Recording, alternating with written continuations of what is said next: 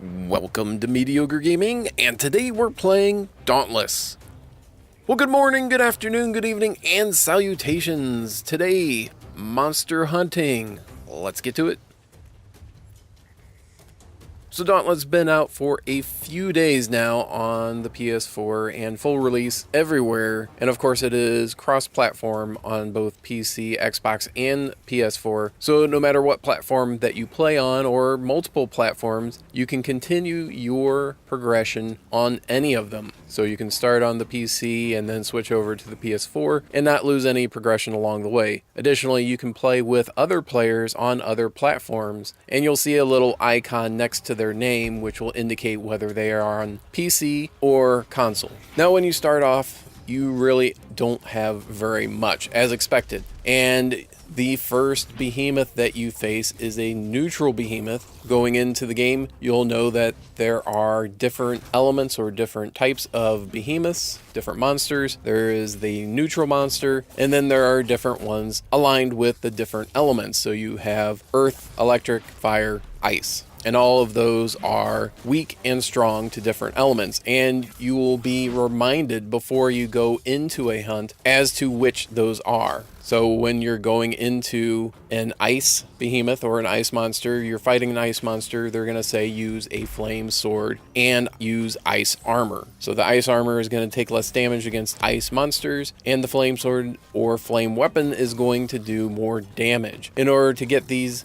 weapons, other than the recruit weapons that you start off with or training weapons, then you are going to have to hunt down and get parts from monsters. As those parts drop off of monsters, you'll be able to craft different weapons and different armor pieces. Now, in addition to creating weapons and armor, you can upgrade those weapons and armor, and you will need orbs in order to do that. Orbs are a little bit more difficult to get than the parts from monsters. Monsters, you have to knock off certain parts, which brings us to different types of damage. You have general damage, which shows up as white numbers on the screen. You have part damage that shows up as yellow numbers on the screen. You have wound damage, which shows up as red, and stagger damage, which shows up as blue. Doing just regular damage will help knock out the monster. Doing part damage will knock off parts that you can then craft items. So different areas, the tail or a leg or the face will do part damage, and you'll have to experiment around with different monsters to see where the different parts fall from. Wound damage.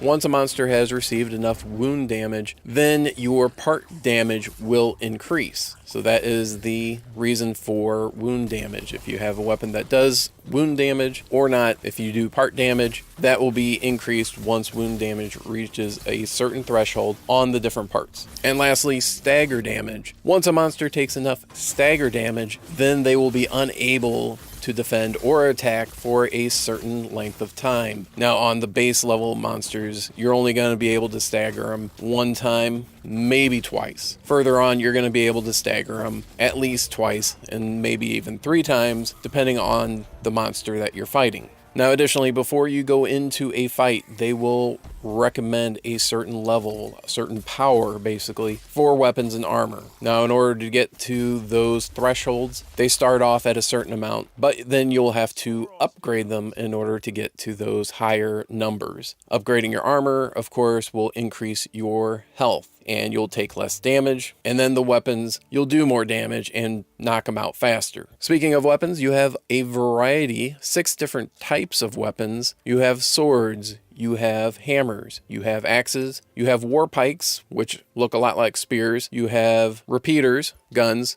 and the chain weapons. Now, all of them have their strengths and their weaknesses, and playing around with them, then you'll be able to figure those out. In general, the swords are kind of the standard. They're average, so decent in all categories, but don't really excel in any. The hammer is very, very good for stagger damage. The war pike or spear is good for wound damage, but of course the downside of that, the war pike doesn't do as much part damage. Once you do enough wound damage, then that part damage penalty is removed, but you don't do extra damage. So going into different fights, you'll have to play several times, many times, in order to get all the pieces and all the pieces upgraded up to the maximum level. In order to do that, you need to learn the behaviors of the different monsters. When you go in to fight the Gnasher, you'll notice that they will pause at certain times, they'll do certain attacks, and they'll have certain tells, or you'll be able to see right before they attack. And some monsters, they give you a longer tell, and some of them are shorter, so knowing when to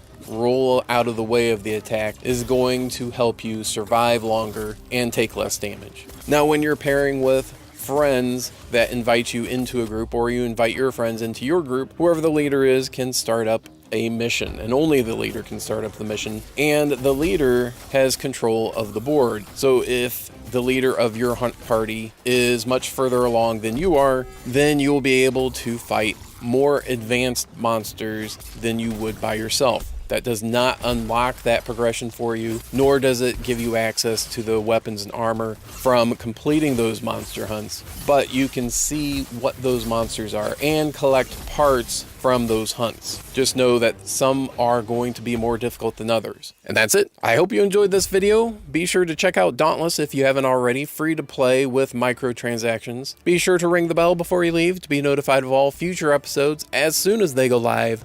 And thank you for liking, commenting, and subscribing, and we'll see you next time.